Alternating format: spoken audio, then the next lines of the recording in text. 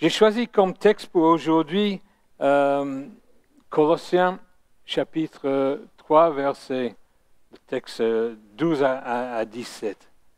La parole du Christ habite en nous.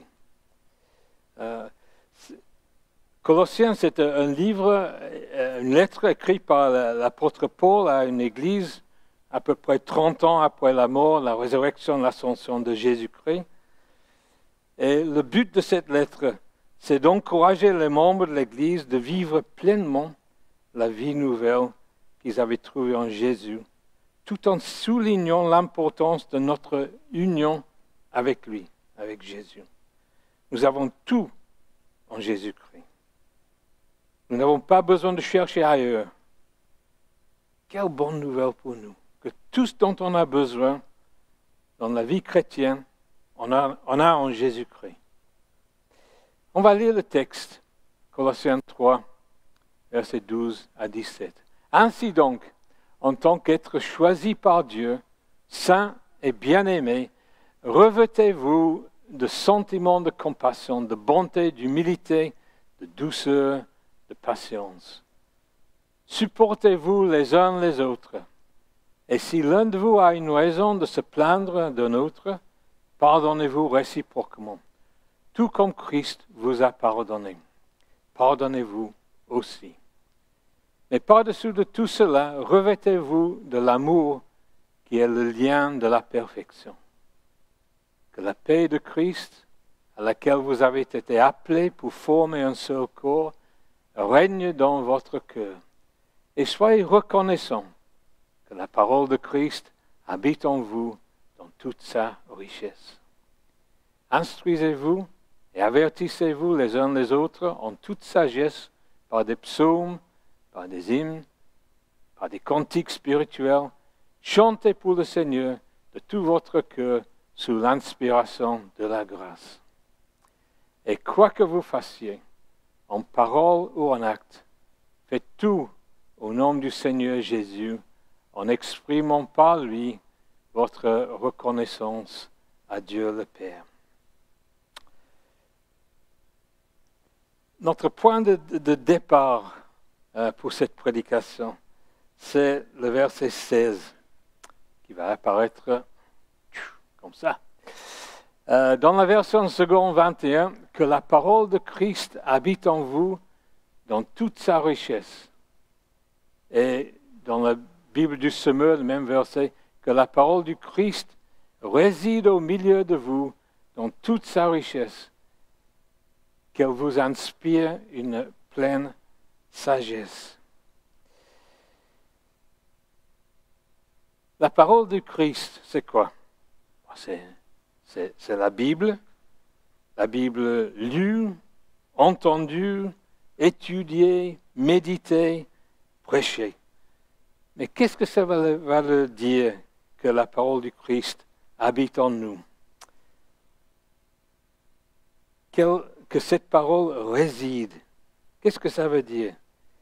Ça veut dire qu'elle prenne une place permanente, qu'elle joue un rôle important et déterminant dans notre vie. Que cette parole réside au milieu de nous. Qu'est-ce que ça veut dire? Un des points forts de la foi évangélique, c'est l'importance qu'elle attache au fait que chaque croyant a la possibilité d'une relation personnelle avec Dieu. Et tout ça, c'est vrai. Mais notre texte d'aujourd'hui parle de l'effet de la parole de Dieu dans l'Église. C'est vrai, mais notre texte d'aujourd'hui parle de l'effet de la parole du Christ dans l'Église, dans la communauté, au milieu de nous, ensemble. Que cette parole a son effet en nous ensemble en tant qu'Église. Et que cette parole réside au milieu de vous dans toute sa richesse. Elle est la parole de Jésus, Fils de Dieu, notre Seigneur, notre Sauveur. Elle est une parole d'autorité, une parole vivante, une parole riche, une parole inspirante, pleine de sagesse.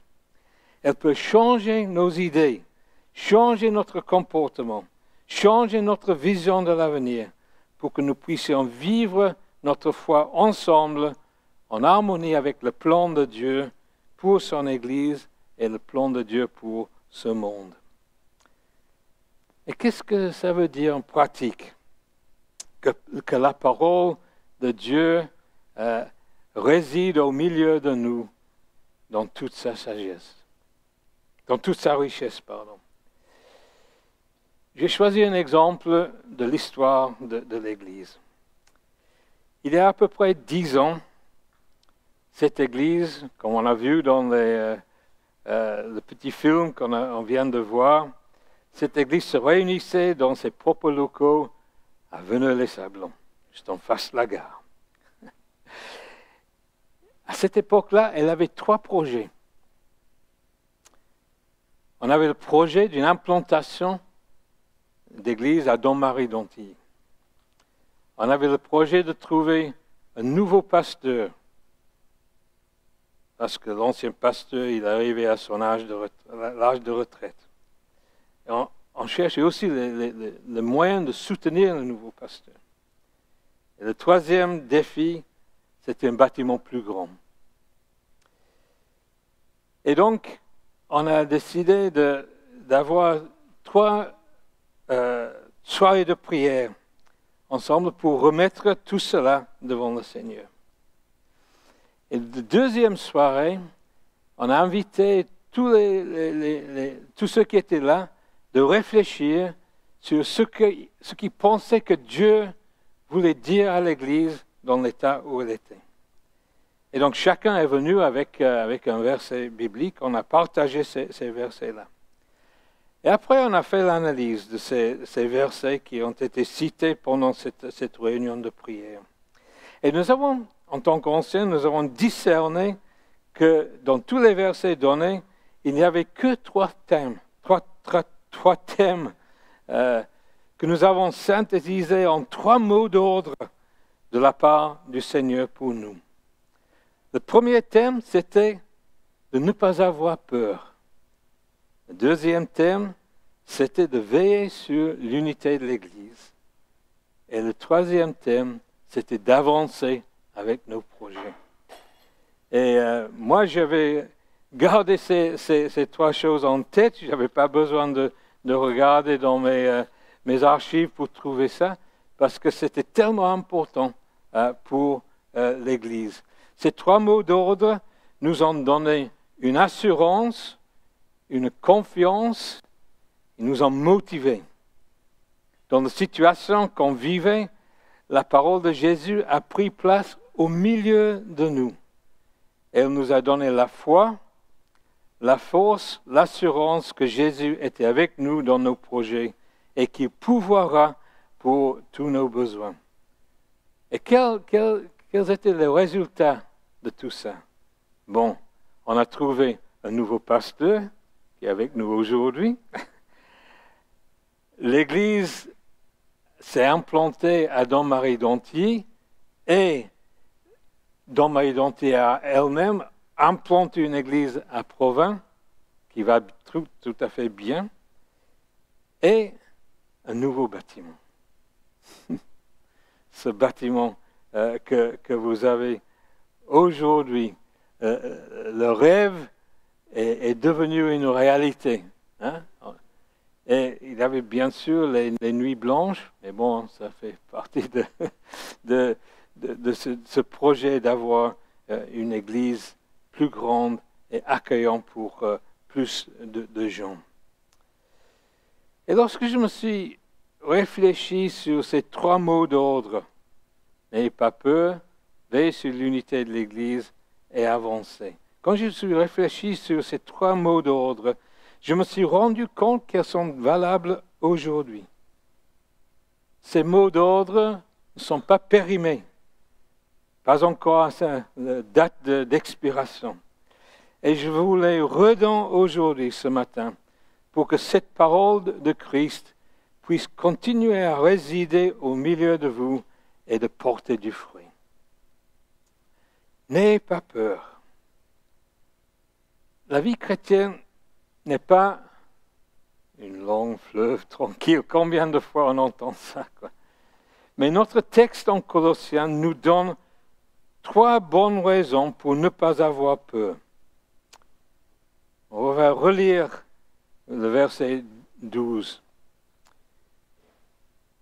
Second 21. Ainsi donc, en tant qu'être choisi par Dieu, saint et bien-aimé, Bible Semeur, ainsi, puisque Dieu vous a choisi pour lui appartenir et qu'il vous aime. Il y a 3 raisons là pour ne pas avoir peur. Dieu vous a choisi. Dieu vous a choisi. Dis à votre voisin, Dieu vous a choisi. Encore avec conviction, Dieu vous a choisi. Deuxième fois, vous appartenez à Dieu. Dis à votre voisin, vous appartenez à Dieu. Et troisièmement, il vous aime. On va dire ensemble, il vous aime. Et j'ajouterai verset 15, que la paix de Christ règne dans votre cœur. Que la paix instaurée par le Christ gouverne vos décisions dans la Bible du Semeur. N'ayez pas peur. Je cite souvent Chris Short, ancien pasteur de l'église de Ponto Combo, qui, à une assemblée générale de l'église, quand ils étaient en plein projet de bâtiment, il a dit à l'église, 2 choses sont sûres et certaines cette année. Nous aurons des situations financières graves et le Seigneur pourvoira. C'est ça, ne pas avoir peur, n'est-ce pas? De regarder les situations en face, mais dire que Dieu pourvoira. N'ayez pas peur. Deuxième chose, veillez sur l'unité de l'Église. Et ça, c'est un travail à longue haleine, n'est-ce pas? Mais l'unité de l'Église, c'est la preuve que nous sommes disciples de Jésus-Christ et que sa parole réside en nous. Et quand vous pensez à l'unité de l'Église, est-ce que c'est comme le verre à moitié vide ou le verre à moitié plein? Et Dieu, comment il regarde les choses? Moi, je dirais que pour le Dieu de toute espérance, la plénitude est toujours à l'ordre du jour. Dieu veut nous donner tout ce dont on a besoin pour vivre l'unité les uns avec les autres. Il y a quelques encouragements dans le texte d'aujourd'hui. Je note l'image que l'apôtre Paul utilise, c'est un changement de vêtements. Un changement de vêtements. Je trouve ça assez étrange parce que quand je pense au changement que Dieu fait en nous, c'est à l'intérieur. Mais un changement de vêtements, ça c'est plutôt l'extérieur, quoi. C'est plutôt ce qu'on porte. Et je me suis demandé pourquoi l'apôtre Paul avait utilisé cette image d'un changement de vêtements. Et j'ai pensé à mon oncle, que j'aimais beaucoup. Il est décédé pendant le Covid. Et c'est un homme qui était toujours bien habillé. Et moi, je suis son héritier dans le fait que j'ai maintenant dans mon garde-robe toutes ses chemises. Et les chemises de qualité. Et il y a des chemises pour chaque occasion possible, quoi. Il y a les chemises qu'on porte juste pour le dimanche, il y a les chemises qu'on porte pendant les jours, il y a les chemises pour l'hiver. Mais tout est là dans mon garde-robe. J'ai le choix. Et je me suis dit, c'est peut-être pour cette raison que l'apôtre Paul utilise cette image de changement de vêtements. Parce qu'on a le choix. Jésus nous pourvoit pour tout ce dont on a besoin. Mais il nous donne le choix de ce qu'on fait dans notre vie. Christ est mort et il nous a laissé toutes ces choses-là. On va le relire, versets 12 à 14. Revêtez-vous de sentiments de compassion, de bonté, d'humilité, de douceur, de de patience. Supportez-vous les uns les autres et pardonnez-vous réciproquement. Revêtez-vous de l'amour. Si on a toutes ces choses-là, pas de problème avec l'unité de l'Église. Et Jésus nous a donné toutes ces choses-là. La question, c'est est-ce qu'on veut se revêtir de tout cela? Là, on a le choix. Tout est là pour que nous puissions vivre pleinement l'unité de l'Église. Et nous avons le choix chaque matin. Qu'en avons-nous besoin? La compassion, la bonté, l'humilité, la douceur, la patience, le pardon. Tout est là. Christ nous a tout laissé. Imaginez qu'un jour vous êtes en colère pour quelque raison, je ne sais pas quoi. Vous pouvez choisir de laisser la colère diriger votre comportement. Ou vous pouvez choisir de vous revêtir d'un de ces aspects de l'amour que Jésus vous donne. La compassion, la bonté, l'humilité, la douceur, etc. Vous avez le choix.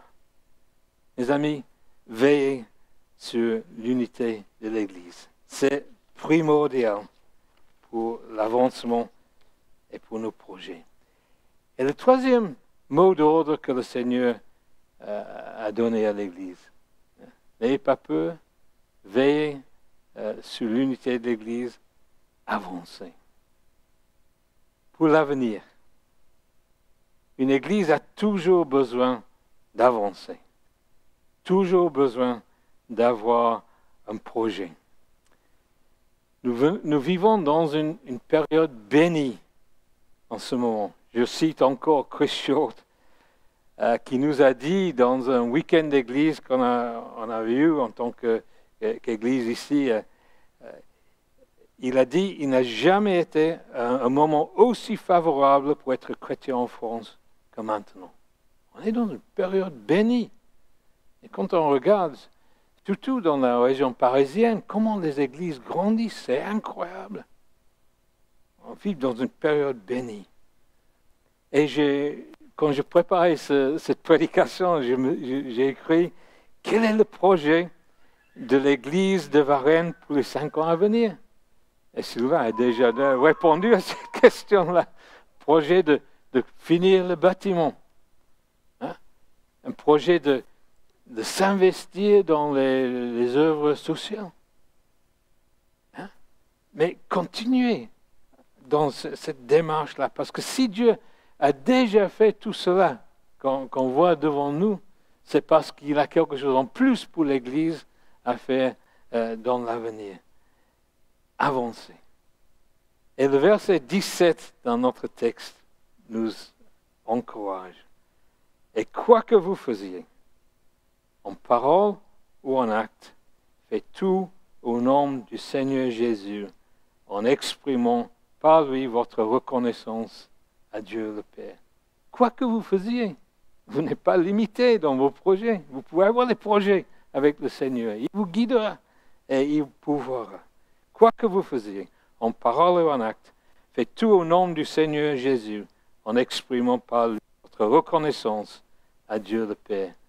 Un dernier verset à citer. Éphésiens 5, verset 16. Dans le second 21, c'est « Rachetez le temps ». Et dans la Bible du Semeur, « Mettez à profit les occasions qui se présentent à vous ». Autrement dit, avancez. Avancez. Avancez ensemble, avancez sans peur, et que Dieu vous bénisse dans tout ce que vous faites. Amen. Amen. Merci. Ah, je peux, oui, avec plaisir. Seigneur, quelle joie d'être ici, d'être avec la famille ici, Seigneur, la famille de Christ. Quelle joie de voir comment tu as exaucé nos prières et nos projets. Quelle joie, Seigneur, de voir les projets que l'Église a déjà pour l'avenir. Et Seigneur, nous prions que tu puisses pouvoir, Seigneur, pour tous les besoins de l'Église. Nous prions, Seigneur, pour l'argent nécessaire pour réaliser, finir le projet de bâtiment. Nous prions, Seigneur, pour ta sagesse, pour comment s'investir dans la vie de la communauté plus large autour de l'Église. Prions, Seigneur, que tu puisses rassurer l'Église à chaque pas, donner la foi, donner le courage d'avancer. Prions, Seigneur, que tu puisses les aider à veiller sur cette unité qu'il y a dans l'Église.